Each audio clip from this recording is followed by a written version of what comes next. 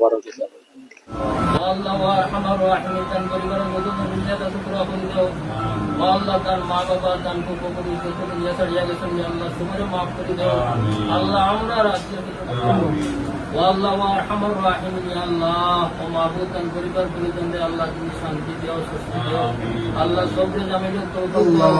আল্লাহ তাকে বাংলাদেশ জামায়াতে ইসলামীর কেন্দ্রীয় নির্বাহী পরিষদের সদস্য ও ঢাকা উত্তর সিটি জামায়াতের আমির মোহাম্মদ সেলিম উদ্দিন বিয়ানীবাজারের সাম্প্রতিক সময়ে বিভিন্ন দুর্ঘটনা ও অসুস্থতায় ক্ষতিগ্রস্ত পরিবারগুলোর খোঁজখবর নিয়েছেন।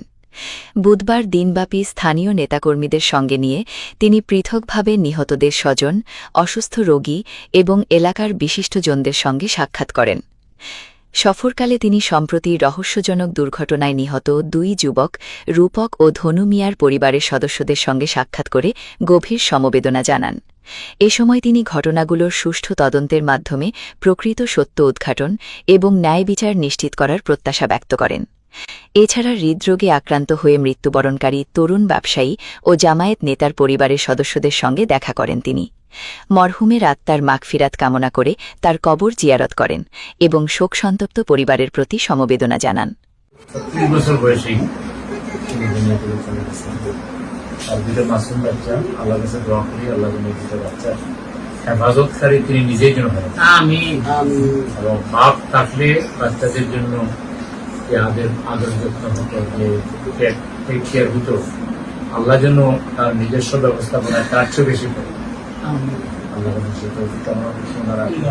যত ভাই বোনের জামাইরা আছেন, আশা করি আত্মীয় স্বজন যারা আছেন তারা সবাই এই বাচ্চাদের প্রতি খেয়াল নজর রাখবেন।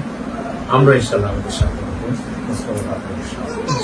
আল্লাহ ভাইকে তার গুণাগতা মাফ করে দিয়ে জান্নাতবাসী করুন এবং তার সকল ন্যায় আমলকে আল্লাহ তাআলা অনেক গুণ বাড়িয়ে দিয়ে সেই ন্যায় আমলের উসিলায় আল্লাহ তাআলা তার ছোটখাটো কোনো ত্রুটি বিচ্ছুটি থাকলে আল্লাহ সেগুলো নিজেই দেন আল্লাহ কামনা করছেন। আমাদের সবার প্রতি এই মৃত্যুর বার্তা হইল যে আমাদেরও সবাইকে কে কখন মারা যাবো আমাদের কেউ জানে।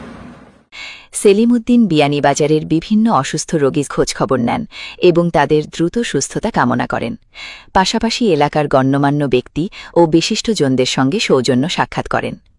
এ সময় উপস্থিত নেতাকর্মীদের উদ্দেশ্যে তিনি বলেন, সমাজের যে কোনো দুর্যোগ, দুর্ঘটনা কিংবা শোকাবহ ঘটনায় মানুষের পাশে দাঁড়ানো প্রত্যেকের নৈতিক দায়িত্ব।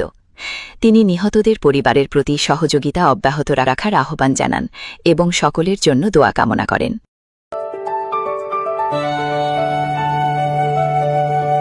একটি সুন্দর ভিডিও বদলে দিতে পারে আপনার ব্যবসার পরিচিতি।